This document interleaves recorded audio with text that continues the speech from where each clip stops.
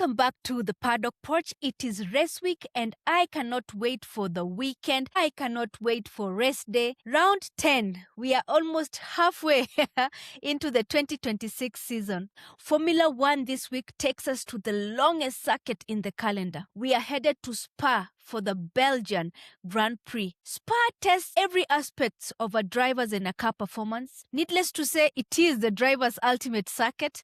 Almost every driver's favorite track. Many racing drivers are always out to claim a win at the Spa for their, of course, bragging rights. Belgium is considered as Max Verstappen's second home. He has won there several times before. Let's see if he'll give his fans a great comeback scenario after the disastrous crash out at Silverstone. We are definitely in for some amazing, exciting battles. Any mistakes will cost any driver dearly. On the schedule this race week, we have 3 practice sessions, quali, and then the race. And all I can say is let's go racing. The Porch pre-race brief is up next. Today I have an F1 fan joining the Porch all the way from Entebbe, Uganda. This guy is obsessed with Formula One. I just watch and like the banter after the race and maybe like a bit of off-track drama, but this guy likes it all. Mwine Ngabo, welcome to the Paddock Porch. Thank you. It's a pleasure being here. Nice to see you again. Right to it. Lights out. Let's go. The Belgian Grand Prix. In one word. Amazing. You have watched Formula One for quite some time. I would like to know, what's your favorite Belgian Grand Prix moment? Sebastian Vettel's win. Through goes Sebastian. When was that? It was a nice race. That was 2018. It was a Ferrari win, but his drive was spectacular. How would you rate the Spa out of 10? I will give it 8 for the past few years I've had rain and skill the action. It's quite a long track and sometimes you'll get this side is raining, the other end is not raining. True. It's an interesting track. Saturday qualifying, who takes pole position? I'll give it to George. You're very consistent with George. The Belgian Grand Prix podium prediction. How does your podium look like on Sunday? It will have George, Lewis, Kimi. So Mercedes, Ferrari. Okay. Last year, Oscar Piastri won at the Spa, also took the track record during sprint qualifying, but he's currently not doing a good race. His car, they are not finding pace. I don't know why McLaren are not able to find pace. Sergio Perez is the one who holds the official race lap record. He got it in 2024 when he was racing for Red Bull. So I don't think he would challenge anyone, but let's see if your prediction will pan out. The track is good for Mercedes, it's good for Ferrari, it's good for Red Bull, for McLaren, but as we are seeing, this is a kind of Mercedes versus Ferrari kind of scenario, mostly playing out the last 9 races. It's a good bet. I cannot wait to see who ends up on podium and who wins the Belgian Grand Prix. If you have another prediction, leave it in the comment. We have been through 9 races. This will be round 10. Melbourne saw a start of the season where many teams, many drivers started the season on a really wrong footing. Everyone was trying to find their footing with the new regs. It was crazy because that race, the top 10 included people who were 1 lap behind. If the grid was set again at Melbourne, do you think we will see the same top 10 teams or top 10 drivers as it stands now? We would see both Mercedes and Ferrari at the top. The only changes we'll now see is VCAB, Alpine, join the midfield, and Red Bull has now leapfrogged McLaren. Do you think there's a drastic change in the pecking order, or what do you think? We're seeing certain changes, but 2 different philosophies. Ferrari and the rest have been extremely aggressive. Mercedes and Aston barely bring updates. Aston Martin, the season's off.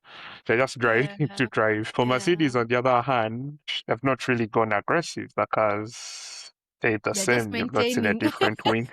Yes, so all they do is come to track, 1 update, cooling, cornering. That's it.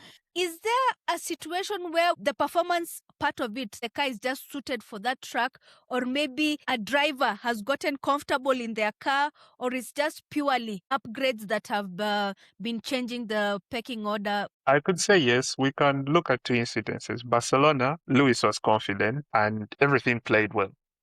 Silverstone, Ferrari added because it knew it can't fight on the straights, it brought a cornering update, which Mercedes didn't. And that gave Ferrari the win, despite the way it ended. Let's not go into that, but No. a win is a win.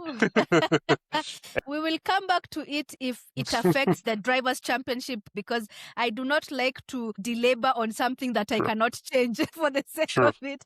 Which team do you think has the most improved car? I would say Cadillac. They started the season almost 5 seconds behind the benchmark Mercedes. As of the last race, they were 2.7 seconds off. So that's the biggest leap, followed by Red Bull, that has made the second biggest leap. If you see the problems, they couldn't start the car.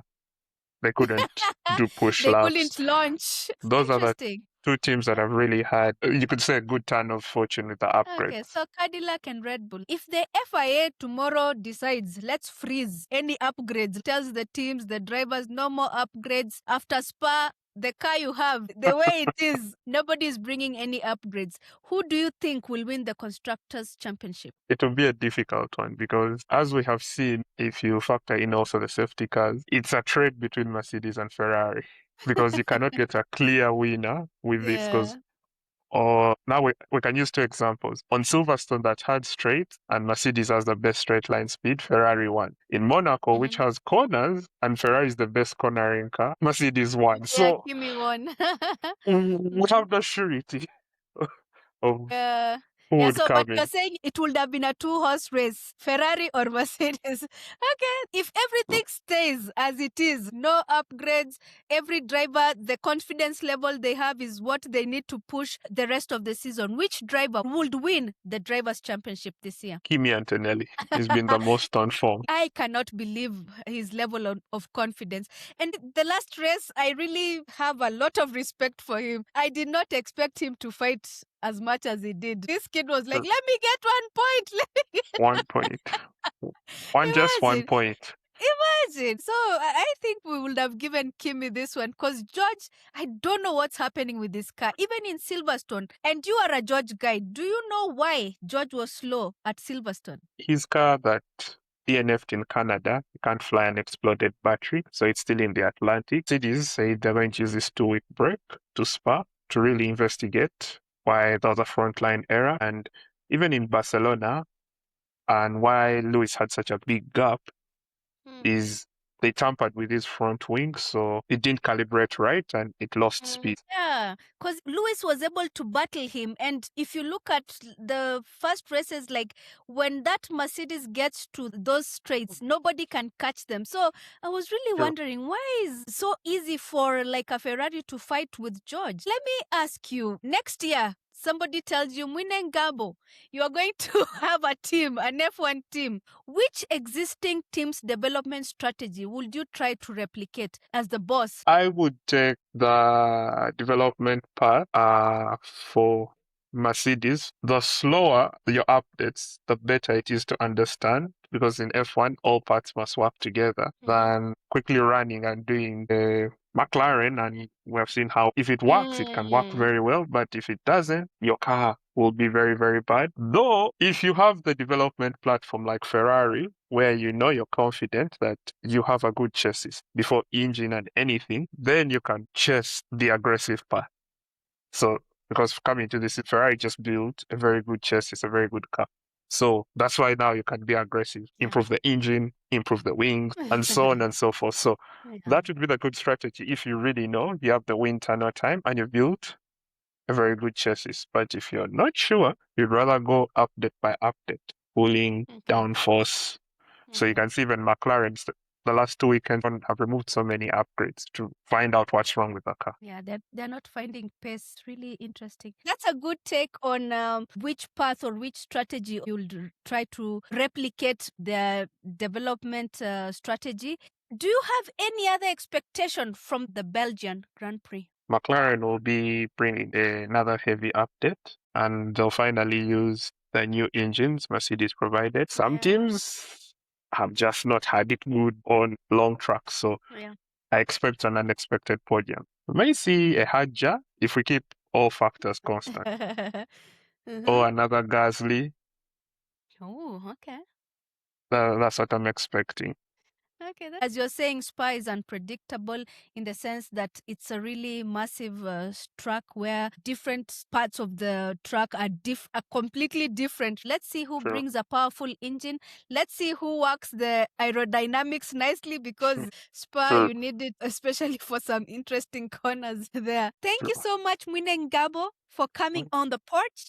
It's a pleasure. If you support and engage the paddock porch and would like to come on the porch for the Dutch Grand Prix pre-race recording, let me know in the comments. Thank you so much for watching. Subscribe on YouTube, follow on Spotify, connect with me on all my social media platforms at the Paddock Porch. This is the Paddock Porch, where we talk hot laps, life, and family. I'm Shiko, and as always, God bless.